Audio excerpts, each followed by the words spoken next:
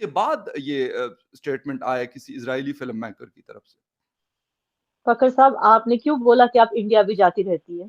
India Kashmir है और आई Kashmir mean to India है। से, नो नो नो, मैं इसको करेक्ट कर लूं, बिल्कुल आपने सही कहा। मेरे कहने का मतलब ये है, हमें क्योंकि कोई वीजा नहीं लगता इंडिया जाने के लिए, और ना इंडियंस को नो वीजा नो नो लगते नो, हैं यहाँ आने के लिए। यू आर एब्सोल्युटली राइट यारा, बिल्कुल। मेरा कहने का मतलब ये होता है कि आप इंडिया के बाकी सिटीज में भी जाती है, या जो स्टेट्स हैं नहीं, तो आप वो उसमें भी आप क्लियर जा कीजिए, वरना वरना हमारे फॉलोअर्स को मेरे, लगेगा कि मैं पीओके में बैठी हूँ जब ओ आप माय बोलते हो ना कि आप गॉड। इंडिया जाकर आई। ये वैसे मैं पता है, व्यूअर्स को एनीवे, बता दूं, आई नो ये यू याना डिडंट जी ने मीन इट। वैसे ही वो किया हुआ है, लेकिन खैर एनीवे, थैंक यू। बिल्कुल आई मैंने नो यू करेक्ट डिडंट कर मीन लिया इट। अपना। जी जी। No, no, I know you didn't mean it. Anyway, so the point was about Kashmir files. Yes, there is this guy called Nadav Lipid. और जहां तक मुझे पता है, थोड़ा बहुत अगर इसके बारे में हम छानबीन करें, देखिए डेफिनेटली जो उसने बोला वो बहुत ही एक इनसेंसिटिव रिमार्क था। मैं मानती हूँ कि वो एक फिल्म जूरी है। फिल्म फेस्टिवल था आईआईएफए, जो गोवा में ऑर्गेनाइज किया गया था अनुराग ठाकुर के द्वारा। जी द प्रॉब्लम इज कि अनुराग ठाकुर ने भी पता नहीं कैसे तहश में, उन्होंने स्टडी भी नहीं किया कि किस जूरी को बुला रहे हैं, किसको बुला रहे हैं जज करने के लिए, कौन है जो आ रहा है आपका वीजा लेके आपकी कंट्री में आ रहा है आपकी बिल्कुल। कंट्री पे ही थूकने के लिए। आपने इतनी भी छानबीन नहीं की, आपको बस ये शोशा करना था without finding out. So the first blame goes to Anurag Thakur for organising this without going into the details कि आप किसको ला रहे हो। You are getting a predator into your country and you didn't even care to check the details. अच्छा, दूसरी बात, अगर ये बंदा चाहता, जैसे लेफ्ट विंग वाले बहुत ज्यादा शोर मचा रहे हैं कि भाई इसने क्या किया, इसने तो सिर्फ बोला कि इसने तो सिर्फ मूवी को जज किया। नहीं, मुझे नहीं लगता कि उसने इस मूवी को एज एन आर्टिस्ट जज किया, क्योंकि मैं मानती हूँ it was an art competition. शायद उसको मूवी की डायरेक्शन नहीं अच्छी लगी होगी, शायद उसको मूवी की लाइटिंग, सेट, कॉस्ट्यूम, मेकअप हाँ या स्टोरी टेलिंग नहीं अच्छी लगी होगी, लेकिन उसने इन सब पॉइंट्स पे जिक्र नहीं किया। उसने ये बोला, सिर्फ एक लाइन बोली मूवी के बारे में, ये प्रोपागेंडा था, झूठी मूवी थी और वल्गर मूवी थी। आप मुझे बताइए इसमें कौन सी वल्गैरिटी है? What is the vulgarity shown in this? इसमें क्या कोई आइटम नंबर है? ये किस चीज की बात कर रहा है? दूसरी चीज, इसने इसको प्रोपेगेंडा कैसे बोली? प्रोपेगेंडा का सीधा इंसाफ मीनिंग डिक्शनरी में क्या है? हाँ। प्रोपेगेंडा का मीनिंग होता है झूठी बात, और एग्जैक्टली। झूठी बात को जब जोर बिल्कुल। जोर से कोई ऐलान करता है उसको प्रोपेगेंडा कहते हैं। तो वो होता कौन है जो हम पर बीती है, जो इंडियंस पे बीती है? मैं कश्मीरी पंडितों को भी, they are a part of India, they are a part हाँ ऑफ इंडियन यूनियन, जो बिल्कुल। उनको, जो उन पर बीती है वो हर एक इंडियन पे बीती है, हर एक कश्मीरी पे हम्म। बीती है। तो वो कैसे ये बोल सकता है बाहर से आके कि ये प्रोपेगेंडा है, जब उसको कुछ पता ही नहीं हमारी हिस्ट्री के बारे में?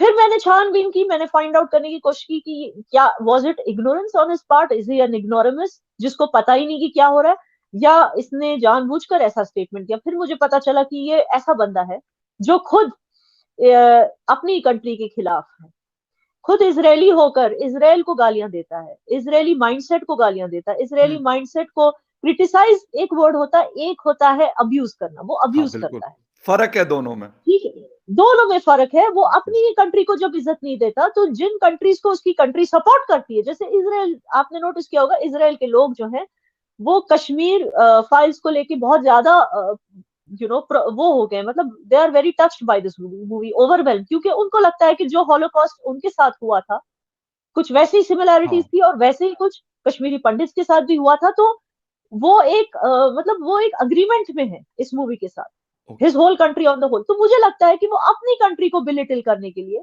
क्योंकि उसको अपनी आइडेंटिटी और अपनी कंट्री से प्रॉब्लम है, तो तब उसने जाके इतना पॉलिटिकल स्टेटमेंट दिया उस स्टेज पे जहां पे उसको एज अ फिल्म जूरी जाना था। उसने एक पॉलिटिकल स्टेटमेंट, उस स्टेज को यूज किया to give out a political statement, which I feel was very wrong. Not only was it wrong as a film jury, it was also wrong as a guest. आपको हमारी country ने भाई invite किया है यहाँ पे, आप जिस कंट्री की हॉस्पिटैलिटी को एंजॉय कर रहे हो उसी कंट्री को और उसी कंट्री के लोगों को आप झूठा बोल रहे हो। हाँ तो जी। This is highly highly very मतलब not only insensitive but very mannerless of him, very uncouth of this man. बिल्कुल, याना जी आपकी बात बिल्कुल दुरुस्त है, क्योंकि जिस कंट्री में कोई भी जा रहा होता है, वो इजराइल से आ रहा हो या किसी भी कंट्री से, और दूसरा कंट्री उसको होस्ट कर रहा है वहां पे, और आया होता है, मेहमान होता है, उसकी बड़ी लाजमी बात है। हम लोगों के एशिया के यहाँ काफी रिस्पेक्ट होती है मेहमान की। जाते हैं तो लोग एब्सोल्युटली। करते हैं, बिल्कुल लिहाज भी ज्यादा होता है, कहते हैं यार चले मेहमान है। लेकिन ये सारा कुछ जिस तरह आपने कहा कि अनुराग ठाकुर साहब ने ये नहीं देखा था, तो ये तो क्योंकि फ़िल्म एनालिसिस के लिए ये लोग जाते होंगे। मैं खुद मेरे टीचर हैं इजाज़ गुल साहब और वो हिंदुस्तान की फ़िल्म एनालिसिस करने के लिए बहुत अरसे से आते-जाते हैं। मुंबई में जाते हैं, वो बाकी जो बड़े फ़िल्म फेस्टिवल्स होते हैं, वहाँ पे जाते हैं। लेकिन उनका जो मैं पॉइंट ऑफ व्यू सुनता हूँ, तो मैं बड़ा हैरान हो जाता हूँ। हो सकता है कोई मूवी मुझे पसंद ना हो या मुझे जी, शायद वो पॉइंट समझ नहीं आ रहा जो वहाँ पे डायरेक्टर बताना चाहते या व्हाटएवर द थिंग इज़। मैं कहता हूँ यार बड़ी बकवास मूवी है। मतलब ये हम कहते जी, हैं एज़ अ व्यूअर मैं बात कर रहा हूँ। लेकिन जो जी, एनालाइज़ करता है उस मूवी को ये साहब जो आए थे नादाब लापिड हैं गालिबन अगर मैं गलत नाम नहीं ले रहा जो मुझे अभी जी, मैं आप लोगों की नदाब किसी लकीर। जी, जी, बिल्कुल। तो कैसे आप फिर कैसे गए? क्योंकि इनके अगर ये इस तरह के कंट्रोवर्शियल आदमी थे, जो अपने मुल्क के हवाले से आपके क्योंकि मुझे तो नहीं पता था, मैंने तो आज स्टोरी पढ़ी है तो मुझे इनके बारे में पता चला। तो हुँ। फिर ये कैसे आए?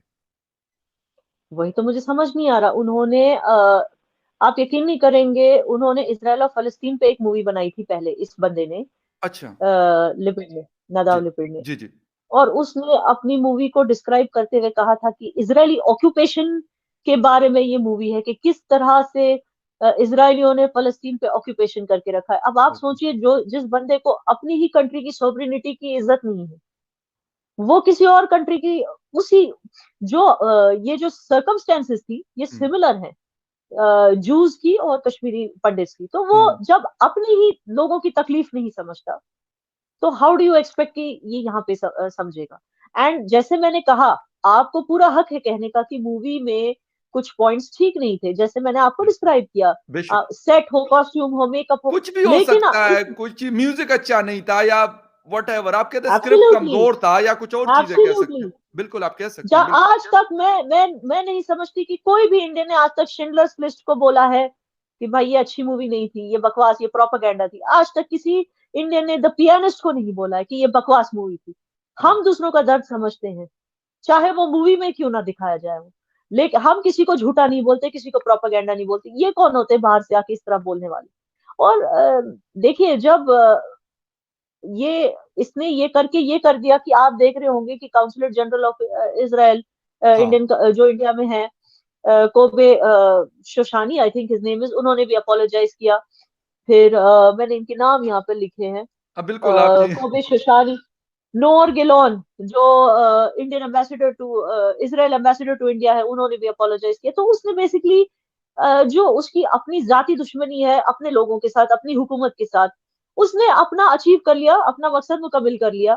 दैट उसने इनसे अपोलॉजी मतलब इनका सर झुका दिया किसी और कंट्री के सामने, इंडिया के बिल्कुल। सामने इनका सर झुक गया, इसने अपना कर लिया। तो अब इसराइल के हवाले है कि ये किस तरह से इसको ट्रीट करें, क्योंकि इसने एक तरह से इसराइल की बेइज्जती की है, इसराइल के लोगों की सेंटिमेंट्स की बेइज्जती की है, ना सिर्फ के इंडियंस की। अच्छा अब याना जी आप क्योंकि जर्नलिस्ट हैं तो डू यू थिंक ऐसा इनको जानबूझकर बुलाया गया हो कि यार ये ऐसा करें? इज़ इट पॉसिबल या मतलब वेल बोला तो जा रहा है कि टूल किट गैंग को बिलोंग करता है, और जैसे ही उसने ये स्टेटमेंट दिया तो टूल किट गैंग जो है वो एक्टिव हो गया, और फिर शुरू हो गए ट्रोल करना। लेकिन पता है इससे क्या हुआ, आई टेल यू, जो जख्म हम भरने की कोशिश कर रहे हैं, हम नया जनरेशन कश्मीर का हाँ, जो जख्म भरने की कोशिश कर रहे हैं कि कश्मीरी पंडित भाई बहन वापस आ जाए, वो जख्म फिर से खुरेद रहे हैं। ये टूल किट वाला जो गैंग है वो उन जख्मों को फिर से खुरेद रहा है, ठीक। क्योंकि अब इनको प्रूव करने के लिए बहुत सारे जो कश्मीरी पंडित हैं वो सोशल मीडिया पे आके ऐसी फोटोज